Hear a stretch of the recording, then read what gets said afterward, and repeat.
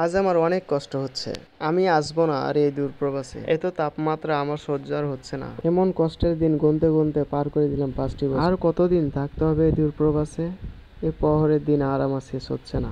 বউ বাচ্চা আত্মীয় স্বজন ছেড়ে কাটিয়ে দেয় 5টি বছরে কত কিছু হারাইলাম। পরিচিত মুখগুলোর কথা মনে পড়লে কষ্টে বুকটা ফেটে যায়। মা বাবা আত্মীয় স্বজন সবার মায়া ত্যাগ করে আছি আমি এই দূরপ্রবাসে আছি। একজন প্রবাসী জানে প্রবাস জীবনটা কতই কষ্টকর। রাত কখন দিন কখন মনে থাকে না কোনো কিছু, করে যেতে হয় 24 ঘন্টা হাড় ভাঙা পরিশ্রম।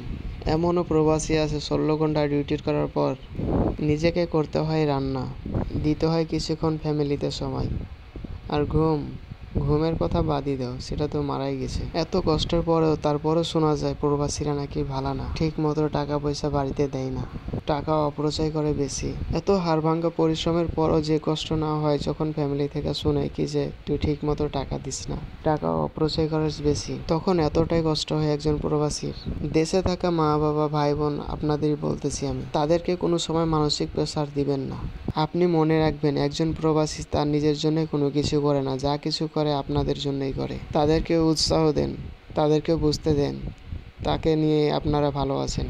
তারা তাতে কাজে অনেক মনোযোগী থাকবে কিংবা অনেক খুশি থাকবে। প্রবাসী ভাই বোনদেরকে যারা ভালোবাসেন অবশ্যই ভিডিওটা লাইক কমেন্ট শেয়ার করবেন।